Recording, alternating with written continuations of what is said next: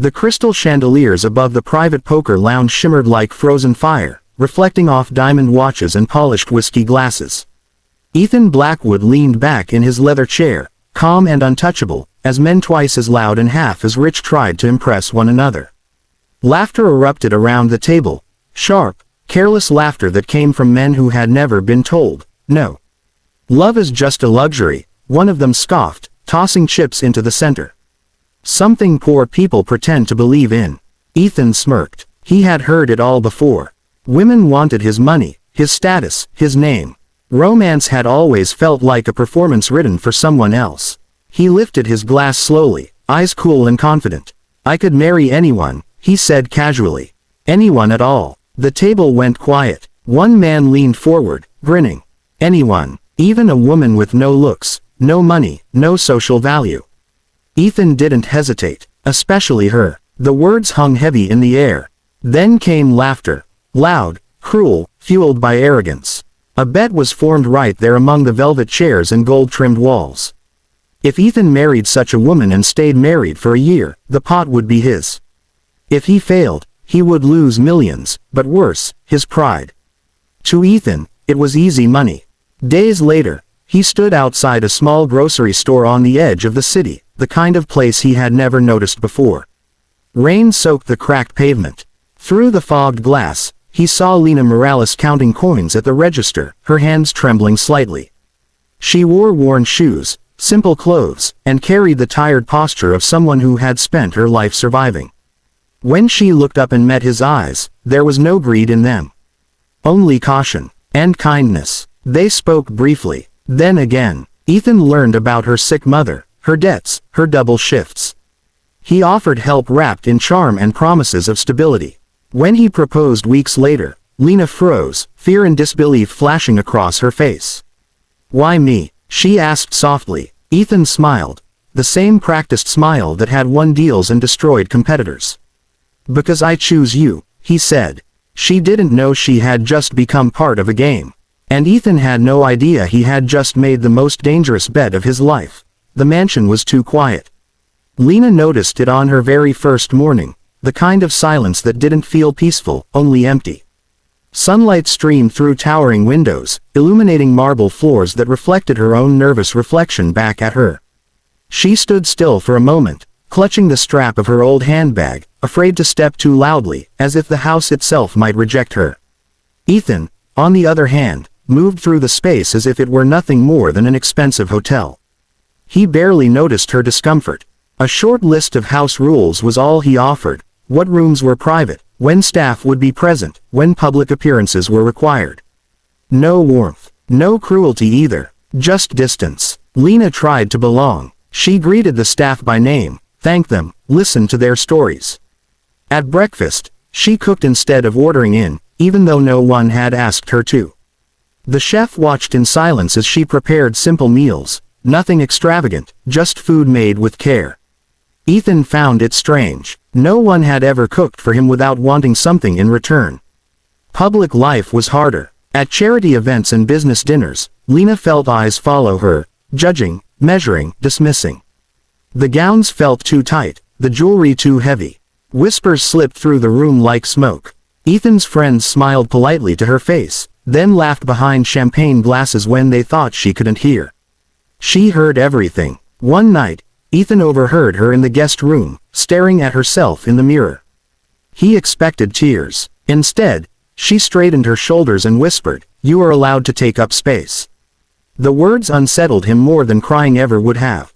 Days turned into weeks. Ethan began to notice small things. Lena stayed up late studying on her laptop, enrolled in online courses she paid for herself. She woke early to exercise, not out of shame, but determination. She sent money home to her mother quietly, refusing Ethan's offers when they felt unnecessary. "You don't have to prove anything," he said once. "I'm not," Lena replied gently. "I'm building something." For the first time, Ethan felt something crack beneath his certainty. This wasn't the woman he had imagined when he made the bet. She wasn't weak. She wasn't desperate. She was resilient. And without realizing it, Ethan had begun to care, not about winning, but about who she truly was. the anniversary gala glittered like a celebration of excess. Crystal glasses clinked, cameras flashed, and a string quartet filled the air with elegant noise. It was meant to mark 1 year of Ethan Blackwood's marriage, a public symbol that the billionaire had finally settled down. Lena stood beside him in a deep blue dress, her hands folded calmly in front of her. She had chosen the color herself. Not to impress, but because it made her feel steady, strong. She had learned how to survive rooms like this, how to breathe through judgment, how to smile without shrinking. Ethan watched her from the corner of his eye. Somewhere along the way, he had stopped seeing her as part of a plan. Tonight, he felt strangely proud of her. Then the night unraveled. One of Ethan's old friends, flushed with alcohol and nostalgia, raised his glass too high and laughed too loudly. To Ethan, he shouted, drawing attention. "The man who proved you really can marry anyone for the right price." A few people chuckled nervously. Lena's smile faded. The man continued, slurring now. "A bet's a bet, right? Still can't believe you went through with it. A whole year married just to win." The music stopped. Silence crashed over the room. Ethan felt his blood drain as dozens of eyes turned, not to him, but to Lena. She didn't move at first. Then slowly, she looked at Ethan. Not with anger, not with shock, with understanding. "So it was true," she said softly. "I kept telling myself I was wrong." Ethan opened his mouth, but no words came. Every excuse he had ever prepared dissolved in her calm gaze. Lena reached for her ring and slipped it off. Her hands didn't shake. "I thought love was something I had to earn," she said, her voice steady enough to cut glass. "I thought if I worked hard enough, became small enough, grateful enough, maybe I would deserve it." She placed the ring in Ethan's palm.